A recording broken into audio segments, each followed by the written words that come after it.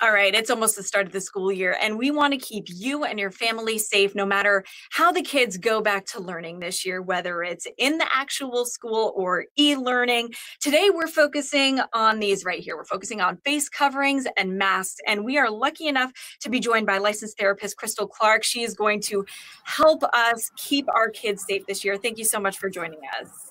Hi.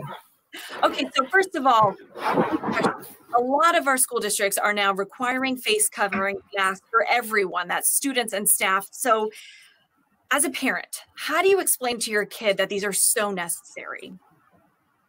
I'm just honest, and you have to just tell them, how you wash your hands, and just like any teachable moment that you have with a child, you just have to be the role model, and you just have to explain to them, this is going to protect me and you. So my mask protects you and your mask protects me.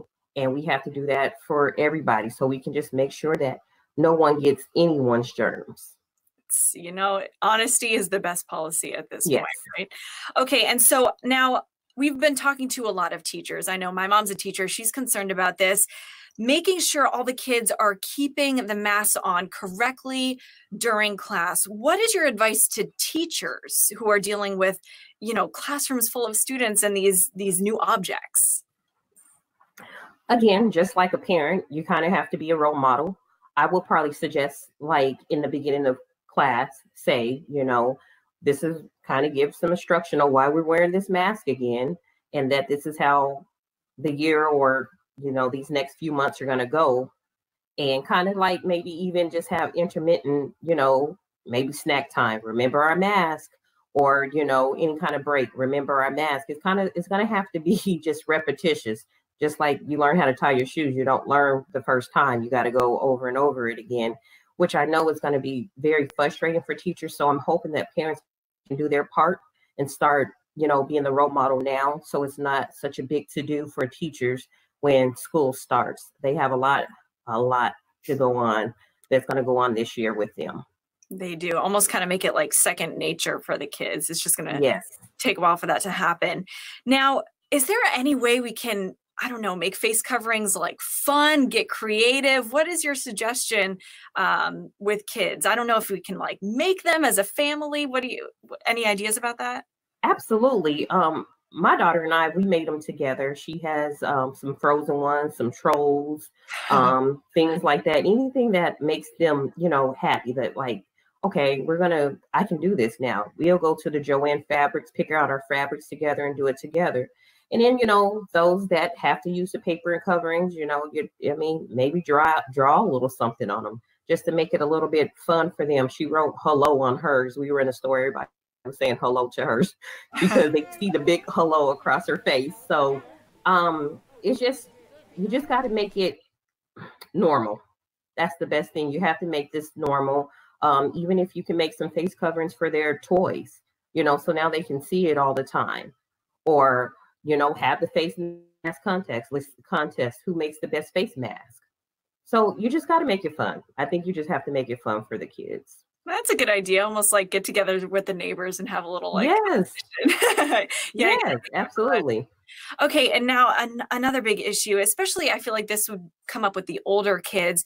There are some people who are still not wearing masks, some adults, and the older kids are probably really going to notice that. And whether they want to rebel against their parents or they feel the same way, how do you address that issue as a parent? To be honest with you, I think the best way for me to address that as a parent with older children is reality. I'm very big on being a realist, and numbers don't really lie. And you have to kind of show them, these are the people that are dying from this, and I just want you to protect yourself. I understand that it's uncomfortable, but let's think about a lot of things that we've done that's uncomfortable, but we got through it, and it's still, again, it's being a role model for everybody, of course, if I don't see my mom wearing it, it's going to make me not want to wear it either. That's exactly right. And, we were even doing a story recently, even when we have a vaccine, these public health measures are still going to be in place because we don't know how effective that vaccine is going to be. So it's just going to masks are going to be kind of the way of the world for a little while. I agree. I Yeah. agree 100%. I agree 100%. I just, I have an older father, and we all have some underlying issues here as well, health issues.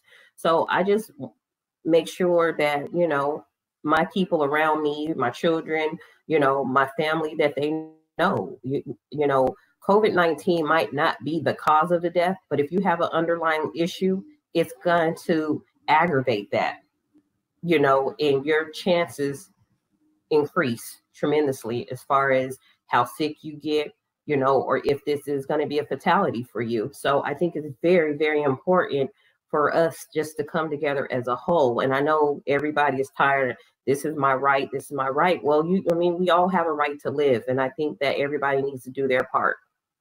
That is a perfect way to wrap up this interview. Couldn't have said it better myself. Ms. Clark, thank you so much for joining us. Really appreciate your perspective on getting kids to wear face coverings in school. It is going to be a very interesting year.